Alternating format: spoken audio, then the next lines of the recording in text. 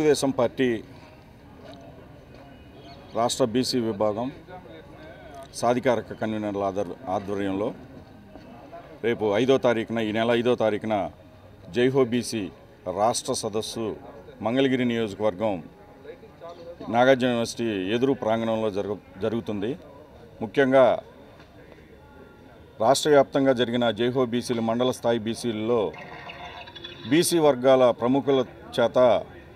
BC declaration వాళ్ళ సలహాలు సూచనలతో ఒక డిక్లరేషన్ తయారు చేసుకోవడం జరిగింది. ఈ బీసీ డిక్లరేషన్ని రేపు 5వ తారీఖున నారా చంద్రబాబు నాయుడు గారి చేతుల మీదుగా ఆ సభలో జైహో బీసీ రాష్ట్ర సభలో ప్రకటించడం జరుగుతుందని చెప్పి ఈ సందర్భంగా తెలియజేస్తున్నాము.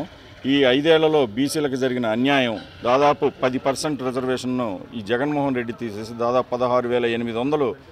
రాజకీయంగా పదవులను ఇవ్వకుండా చేసి రాజకీయంగా అణగదొక్కినందుకు ఈ జగన్మోహన్ రెడ్డికి మరియు దాదాపు సప్లాన్ నిధులు 17,000 కోట్ల సప్లాన్ నిధులు బీసీలకు రావాల్సిన సప్లాన్ నిధులు ఈ జగన్మోహన్ రెడ్డి తన ఖాతాలో వేసుకొని బీసీలకు అన్యాయం చేసిన పరిస్థితి. రాష్ట్ర వ్యాప్తంగా కూడా 270 మందికి పైగా ఈ వైకాపా నాయకుల చేతిలో హత్యగావించబడి దాదాపు 1000 మంది ఈ వైకాపా నాయకుల దాడుల్లో ఈ రోజున ఎంత ఇబ్బంది పడ్డారో, ఎన్ని కేసులు పడి ఈ నాయకుల చేతులు ఇబ్బంది పడ్డారో వీటన్నిటినీ కూడా నారా చంద్రబాబు నాయుడు గారు ఈ సభలో బీసీలకి తెలియజేసి జిల్లా వ్యాప్తంగా కూడా గుంటూరు జిల్లా వ్యాప్తంగా కూడా బీసీలందరూ ఈ సభకి వచ్చి మద్దతు తెలియజేసి తెలుగుదేశం పార్టీతోనే బీసీలందరూ ఉన్నారని చెప్పేసి